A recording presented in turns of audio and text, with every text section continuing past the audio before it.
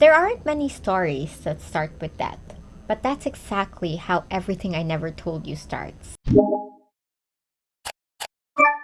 Hi everyone, my name is Jilly Wonker, or you can call me Jill, and this is my review of Everything I Never Told You by Celeste Ng. First of all, to long-time subscribers, I really apologize for not uploading my usual weekly video, and that's because I am going through a major change in my life. I am resigning from a job that I have held for the past 5 years. So, my day to day has been filled with a lot of anxiety for some reasons. Anxiety over everything. The fear of being disappointed or leaving people disappointed. And that excitement of a new venture that I'm partaking on. And I also took a long overdue break to South Korea. I hope to share some of my travel videos that I took while I was there with you as well. And speaking of South Korea, I also did pick up these two books by Korean authors. This other one about a convenience store worker. It's actually in Korean, so I might actually have to learn Korean to read this. The other title that I picked up is Love in the Big City by Sang Park. It is written in English, so I managed to finish it in just a few days. It's a pretty short story. I really, really like it, and I can't wait to share my thoughts about the book with you guys. I'm also currently reading an encyclopedia of fairies. I know I've been showing this book a lot, but I've kind of been putting it off. And honestly, I initially wanted to finish it while I was on the plane ride from the Philippines to Seoul. It actually takes 4 hours to reach there. So I was planning to catch up on this book, but unfortunately it was too big for my carry-on luggage. That said, I swapped it with the Celeste Ng book instead, and here we are. I'm going to review it today. Now, as you can see, the book is really short. It follows the Lee family, who are a mixed Chinese-American family in 1970s America. James, the patriarch, is the child of Chinese immigrants. He marries this woman named Marilyn in the 50s who happens to be white. While mixed or interracial marriages are super normal nowadays, back in the 50s, some of you might know that it really wasn't. This was around the time that Loving versus Virginia case happened. Now, if you guys didn't know, Richard and Mildred Loving were both criminally charged under the state of Virginia's law against interracial marriages, which is pretty whack if you think about it right now. So, Celeste Ng actually mentions that case in this book in passing, and it juxtaposes the relationship of James and Marilyn. Now, Marilyn's own mother even tried to stop their wedding after finding out that James was of Asian descent.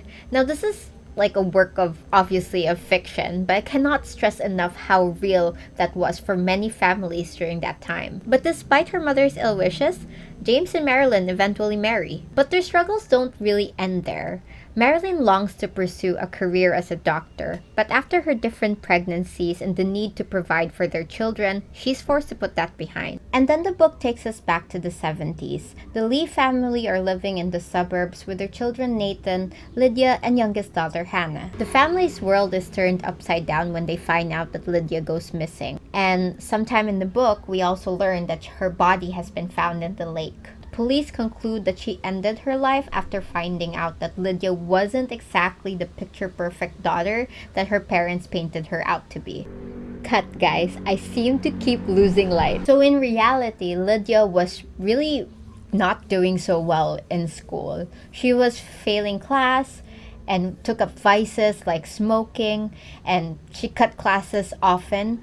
And she was really just far from the perfect daughter that they had in mind. The book also goes as far as giving us bits and pieces about the family. And I guess that's where the story really shines. Now, I'm not a parent, neither did my parents do anything like this to me, but it somehow felt so real how the Lees treated their children. Both Marilyn and James, they poured out their frustrations, their unrealized dreams, and their unhappy childhood on Lydia. For her part, Marilyn tutors Lydia each night on subjects like physics, maths, and biology because, she wanted to become a doctor growing up.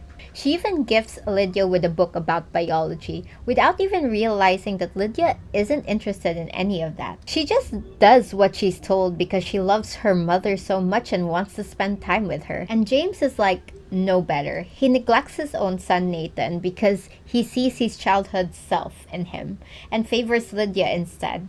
He buys her dresses off the rack, he tells her to smile so people would like her, he even gifts her with this golden locket for her birthday. And little do they know, it's really overwhelming Lydia. She's really breaking down from the pressure of her own parents' expectations. And I don't know about you guys, but for a lot of us, this is very, very real.